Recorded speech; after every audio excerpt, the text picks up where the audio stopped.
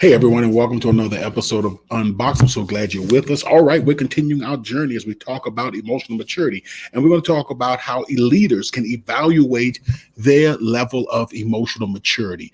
We're going to continue to dive into this subject and to unbox how you can be the most emotionally mature person that is possible to lead your organization, to lead your family, to lead your life. Stick around, you don't want to miss it. I'm Dr. Robert Davis, family life educator and relationship coach, and welcome to Unboxed, a frank and straightforward conversation about relationships. We're going to talk about family, church, workplace, and all other types of relationships. Join me for the next few moments as we unbox the power and potential of relationships and help you to live your best life. Hey everyone, again, welcome. So do me a favor, make sure that you like, subscribe, and share. Okay, let's dive into this thing. We talked about being an authentic leader.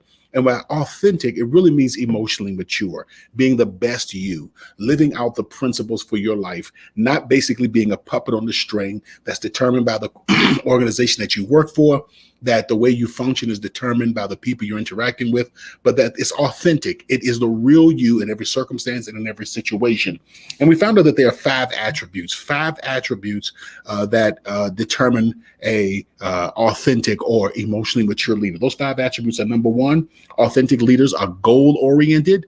Authentic leaders are goal-oriented. Number two, authentic leaders are aware of others. That's right. Number three, authentic leaders are focused on self. In other words, this is what I'm responsible for. That's very important. This is what I'm responsible for, because a focus on self helps to prevent you from focusing on everybody else and what everybody else is and ain't doing. Number four, authentic leaders are self-differentiated. In other words, this is who I am. And number five, authentic leaders are principle-oriented. This is what I believe. And we're really going to look at number five starting next week. But I want us to finish this whole thing about this is who I am today. We're going to finish that up today. So what reveals a leader's authenticity or a leader's level of emotional maturity? And the answer to that is, and I'm going to unpack it a little bit more, to unbox it a little bit more today. The answer to that is, how much of our mental health and emotional functioning, or our mental energy, is determined by the relationship we are a part of. That's right. That's how you can tell. The less that your emotional health and your emotional functioning is determined by the relationship you're part of, the more emotionally mature you are.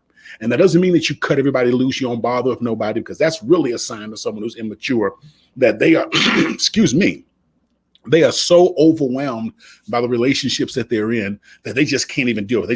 They just gotta cut loose and go separate ways. No, but an emotionally mature person can be in a relationship, but the relationships don't dictate or guide who they are. They are who they are because that's who they are. And they live off of guided principles, considerate of others, but authentic and genuine to self. So let me ask this. How do I evaluate? And I'm going to give you 4 evaluation questions. How do I evaluate my level of emotional maturity? Here's 4 simple questions that helps you to evaluate your level of emotional maturity. You ready for it? Here we go. Number 1, how often do you spend time rehearsing or replaying in your mind when someone insulted, slighted, ignored, or hurt your feelings? That's right.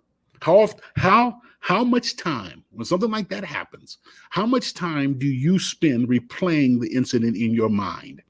And you think about that. If you would kind of like to grade it, where an A is that you don't, it doesn't bother you at all. You get over it just like that. Or if it's an F, which means, man, that thing will stick with you for a week or two, or maybe even longer than that. You just can't shake it. When someone does something to you, it just gets to you. You see, the less mature a person is, the more they ruminate over perceived or real injuries. That's right. That's right. Number 2, how often, here's a question, second question I want you to ask.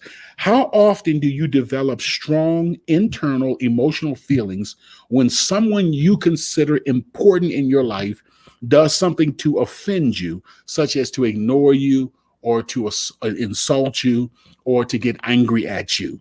How often do you develop strong, when someone that you consider important in your life does that, how often do you develop these strong emotional feelings inside of you? That thing really rouses you up on the inside, because mature people are able to focus on assessing what is unfolding in the relationship rather than focusing on the person and figuring out what the others did wrong or what's going on with the other person. And this leads us into number three. Number three, when there is a problem, and I'm doing this because you can always rewind and go back and listen to them again, okay? Number three, when there is a problem in the relationship, how much time do you spend assessing your role in the situation versus how much time do you spend assessing the other person's role or the other person's fault? I want you to think about that. When there's a problem in the relationship, if I spend the majority of my time thinking about what did I do? What role am I playing? What is my responsibility? How could I improve myself? That's an A. That's why I spend the majority. And F is, I really do think an awful lot about what the other person did wrong. And you can also think about when you talk to other people and you explain the situation, how much of it is they, those, them, that's the ones who are at the fault here. And here's question number 4. We're going to close out with this one. Question number 4, how difficult is it for you to maintain appropriate emotional boundaries? All right, let me give you an example of what I'm talking about. If either spouse is distressed, say if this is, one of your spouse is distressed, and the other takes it personally, or either shuts down and distances, or gets overly intrusive, gets all into the person. This is often done in the name of fixing the problem. It is an emotional reaction that is designed mostly to relieve the anxiety in the person doing the fixing.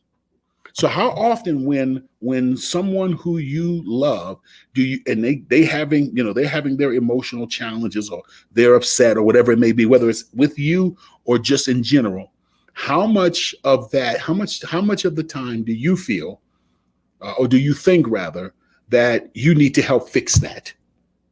That's a very clear sign. So an A is I can listen, I can support, but I don't have to fix. And F is you come to me with a problem, I got to fix it. And let me tell you this much, my friend. I went in and you don't know these things when you first do it. You don't realize your challenges and limitations.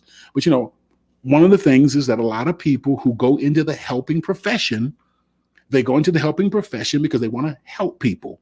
They want to fix people, which is a sign of emotional immaturity. I told you, I'm the president of the Emotional Immature Leaders Club.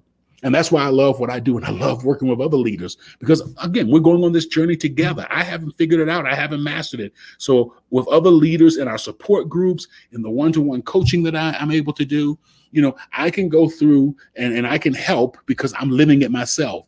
And one of the things that, I struggle with, that I fight, is giving the unsolicited advice, trying to fix people. When I see people in distress, especially people that I'm close to and that I love, one of the first things I want to do is figure out, how do I solve this problem? How do I help them out of this jam? And that's one of the urges that mature people are better able to deal with. They don't feel that they need to fix and solve people's problems. Mature people they look at the role that they're playing in the relationship and then the problem. Mature people spend most of their time assessing the situation rather than blaming the person. And mature people don't rehearse hurts and harms and allow that thing to ruminate in them. That's a mature person.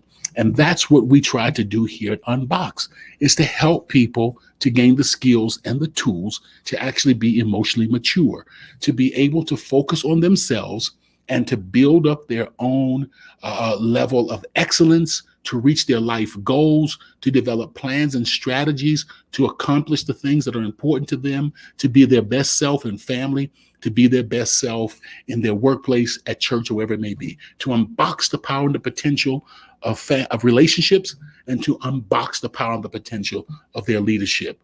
And we want to continue to help you. So continue to tune in. Take care.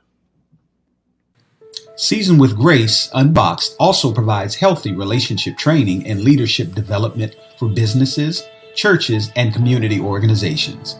For a free consultation to discuss your team's needs, please contact us at our website at swg swg-unboxed.org. That's swg-unboxed.org.